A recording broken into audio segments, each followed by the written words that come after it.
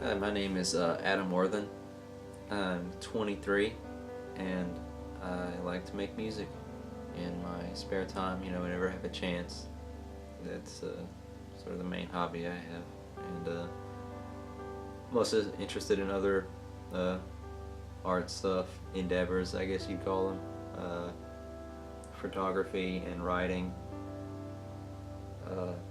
All pretty amateur, I guess, but art nonetheless.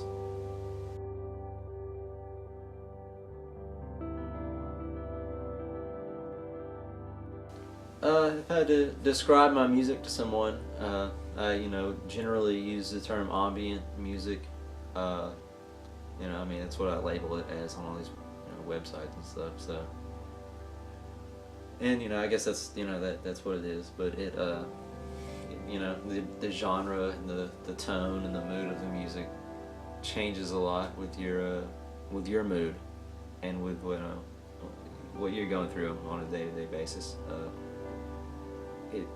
But it's always under I guess the blanket umbrella term or whatever would be like electronic music at its heart is what it is really. But it can venture off into like drone and noise, sometimes a combination of all those.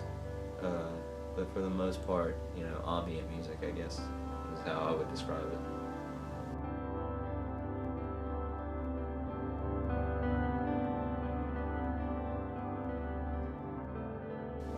Well, I first started playing guitar when I was 16. That's when I bought my first guitar.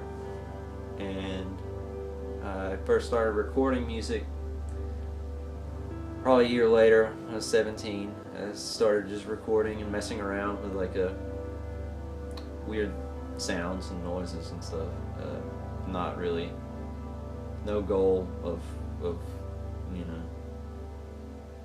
being well known or popular or releasing music or anything. It was just something that I really enjoyed doing, and just experimenting and stuff was a lot of fun. So yeah, I guess around 17 is when I first started producing actual music.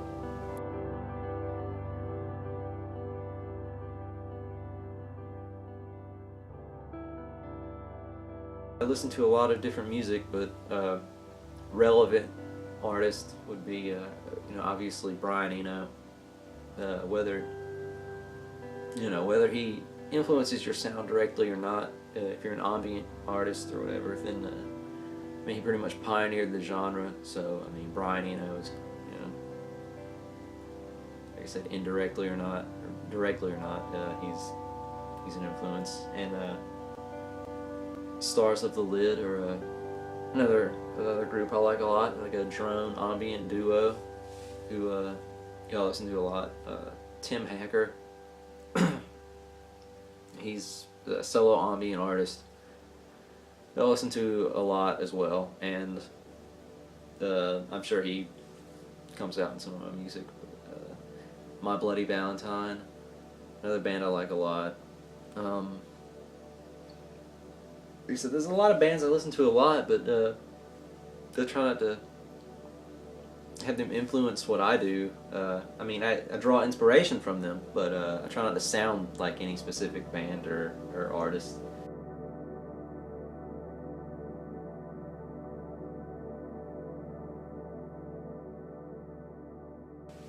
That's kind of a difficult question.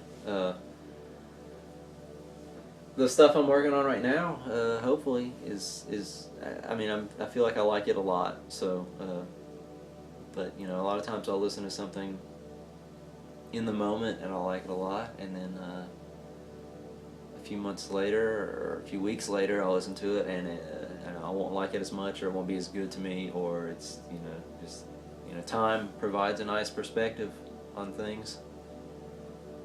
But hopefully the stuff I'm working on now is really good. But if I had to pick a specific song, I guess I'd pick a song like Riverwoods, because it deals with this idea that I like a lot, this juxtaposition of like harsh noise and soothing soundscape, kind of just the contrast between harsh and soothing, and the loud, soft, these two conflicting ideas in one song or whatever has always interested me, and I think that song does a decent job of conveying that idea, hopefully, and I guess it would be like kind of like a My Bloody Valentine song. It would be an influence or an example, really, of the the loud and distorted guitars kind of clashed against this like underlying nice vocals and nice melodies buried in the mix, I guess. That's sort of the same thing, I guess, and I think I achieved that with that song. Hopefully, not on the level of that group at all, but and I was going through a tough time too when I made that song, and I think that always sticks with you when you make anything, create anything. When you're going through a tough time, it is special to you, and it means a little bit more, maybe. So yeah, I guess if I had to pick a specific song, I'd pick that one, but it's a tough question.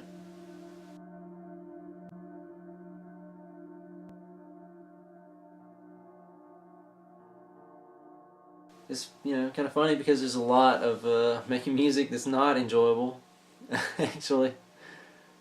Like all the time and money and effort put into it, and the idea that it's somehow not worth it or that it'll never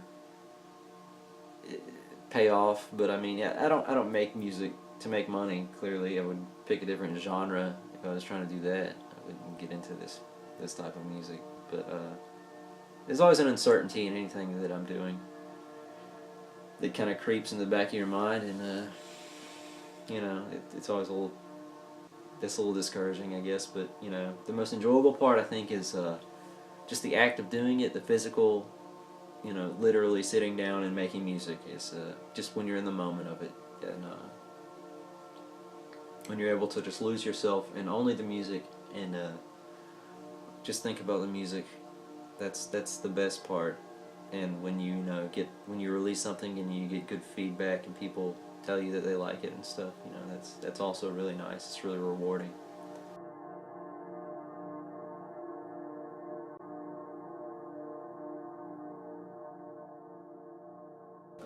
That's another tough question, I think, because I can't read music at all, so I can't read sheet music or anything like that. I'm not very technically proficient, so that in itself, that rules out a lot of bands right off the bat.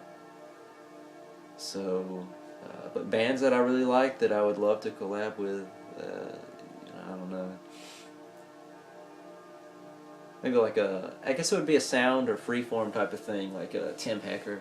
That would be awesome. That would be great. A group like Black Dice or Liars. Those are two other groups I like a lot, who are not necessarily so strict on the technical aspects of music, more about creativity and aesthetic and theme and ideas, the abstract aspects of music. Brian Eno, that would be really awesome. I mean, if Brian Eno handed me some sheet music and told me to play it, I guess I kind of just like walk away in shame, really. But that's kind of why I was never in too many bands to begin with, is because I don't really like it. There's a lot of different variables that go in with dealing with other people, and I kind of just enjoy working on my own by myself, because it's it's all up to you. All the final decisions are made by you, and you have the final say in everything, which is both good and bad, because you're to blame for anything wrong, and you're also the one that gets praised, I guess, when things go right. So there's both good and bad aspects of it. So yeah, but those groups I just talked about would be awesome to work with, but that's all very far away and pretty unrealistic at this point. I try not to think about that on a regular basis, because it just seems pretty far away. So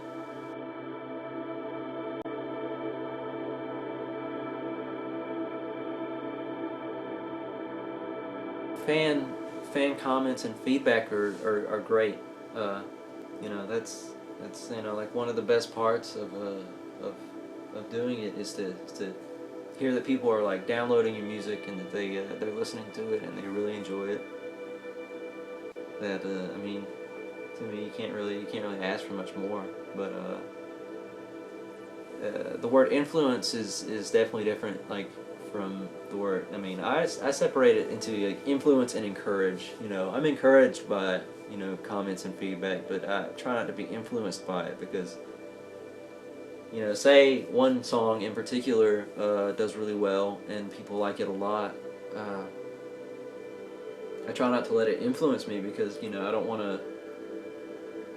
to make the same song you know, over and over and over again just because, like, a lot of people liked it. You know, I feel once you start doing that as an artist, you might get lost or fall off track. You know, I mean, just because one thing has success doesn't necessarily mean that, you know, that's what you should just do all the time. So, but encourage, you know, I'm definitely encouraged by it. You know, any kind of feedback and comments it's awesome to hear. It's great to hear. I mean, it really keeps you going, because without that, you know, how would you know? Without that, I probably would not even release anything. I mean, I would still probably make music on my own, for myself, for my own enjoyment, but with the comments and the feedback, it helps, because it makes, you know, it lets me know that, you know, people want to hear it, so it's worth actually putting out there. So it's always good.